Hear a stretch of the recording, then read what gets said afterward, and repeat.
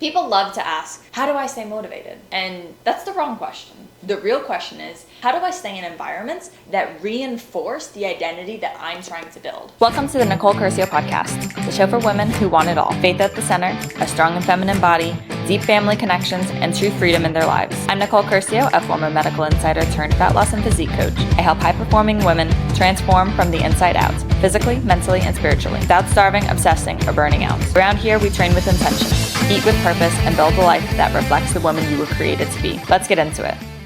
Welcome back to the episode, guys. Today, we're going to ask something a little uncomfortable, but it's a necessary conversation that we need to have. Are your friends making it easier for you to stay committed to your fitness goals? Or are they subtly sabotaging them?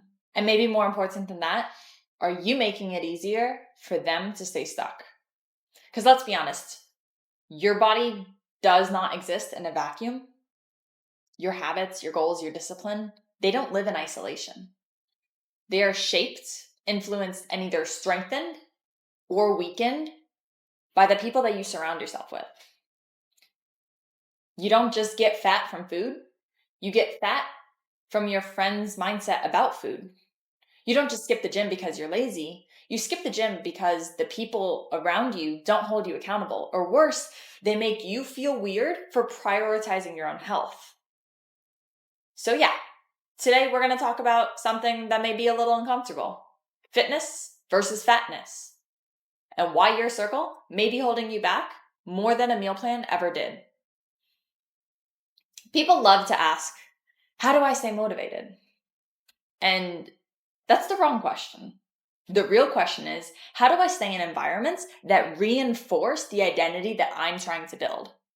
Because discipline is hard enough on its own. Add in a circle of people who roll their eyes at your goals, who tempt you to skip workouts, joke about your healthy food, and constantly invite you to eat out and go binge with them. Now it's not just hard, but it's nearly impossible.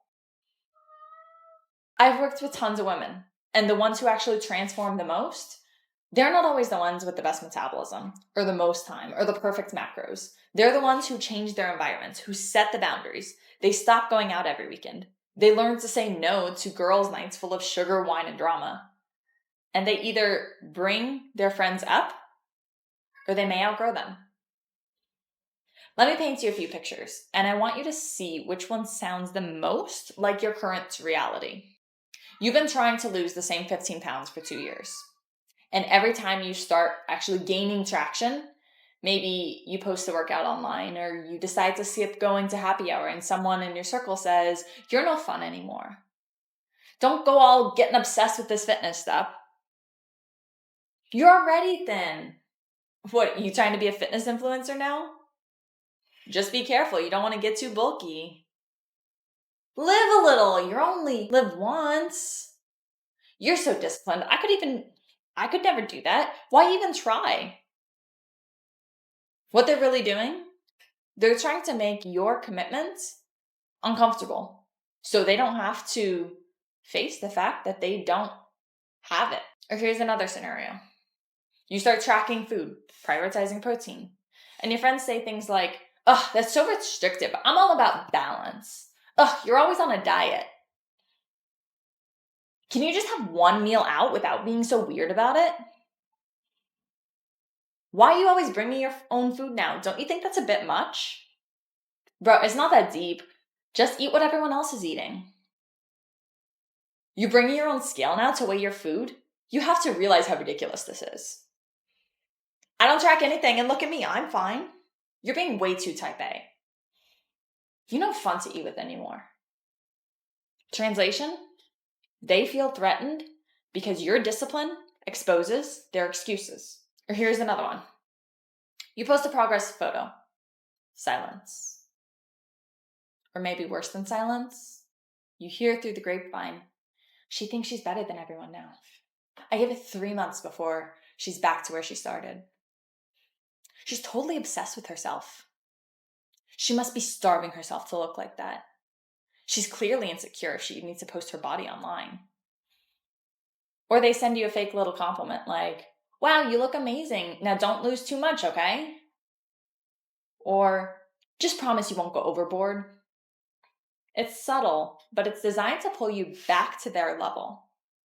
Because if you break through that mold, they feel like they have to look at all the parts of themselves that they've actually been avoiding. Listen, if any of those hit home, you have to hear me on this. It's not just your willpower that's the problem. It's the fact that you're trying to swim upstream in a river of resistance. You reflect what you're around. We say things like, you are what you eat. But just as true, you are who you eat with. You hang out with people who treat their bodies like trash, who glorify laziness, who binge on the weekends and joke about being bad. You're going to adapt to survive. Your body is not just a reflection of your own choices, but it's a reflection of the culture that you allow in your life. Don't misunderstand me. This isn't about fat shaming or judging anyone. This is about responsibility. You can't tell me you want a tight, toned, strong, energetic body while you spend all of your time with people who mock that pursuit. That's like saying you want to stay sober, but then hanging out at the bar every single night. Eventually, you're going to cave in. Or you're going to dull your own goals just to feel like you belong. And let me pause on that. Because dulling your own goals doesn't happen in some dramatic overnight way. It's slow, it's subtle, it's sneaky. And it often sounds like, you're right, maybe I don't need to go that hard after all. You know what? Maybe just walking and watching my food a little bit is enough. You know what? Maybe being toned isn't realistic for somebody like me anyway. Maybe I am being a little too intense about this. You're right, maybe I should just chill out. It's not like anyone around me is doing this either.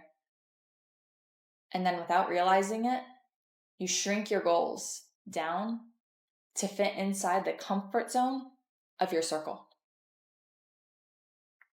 You go from lit up and focused to lukewarm and hardly floating. At first, it may feel like relief. No more awkward explanations, no more eye rolls when you pull out your protein bar, no more side comments when you choose the gym over happy hour. But eventually, you start resenting yourself because deep down, you know you're playing small.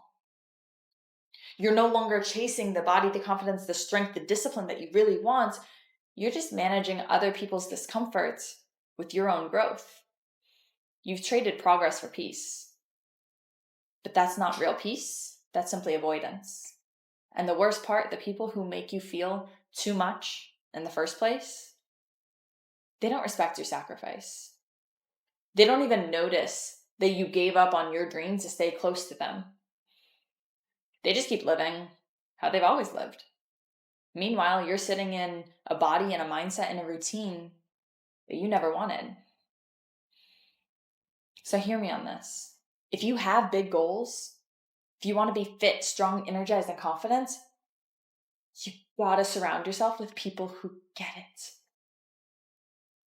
Women who clap for your discipline, who spot you when you're lifting heavy, literally and emotionally, who will challenge you to raise your standards, not to shrink them, who make you feel more yourself when you go all in, not less than. Because the circle you stay in will either sharpen you or it will soften you. And only you get to decide which one it's going to be. So here's what this may mean for you. You may have to start saying no more often. You might need to meal prep your own food and bring it with you. You may need to be the one who orders grilled chicken while everyone else is getting loaded nachos. You might need to stop explaining your goals and just start living them. And here's the scary one. You may need to create some distance between certain people. Not because you don't love them, but because you love your future more. Your body is not neutral. It's the sum total of your choices. And your choices are influenced by your circle. So if your friends normalize being tired, overweight, and undisciplined, guess what you're going to become. And it's not because you're weak, simply because you're human. Here's the good news though. Just like bad environments can tear you down, good ones can build you up. Find the friends who go on morning walks, who meal prep, who cheer you on when you hit a PR, who ask you how are your workouts going, who get excited about protein and hydration and actually pursuing their goals and pushing their limits. Listen, you don't need perfect people. You need pursuing people. People who are chasing growth too. So I'm going to leave you with this. Fitness is contagious. Fatness is contagious. And your circle will either feed your progress or it'll feed your excuses.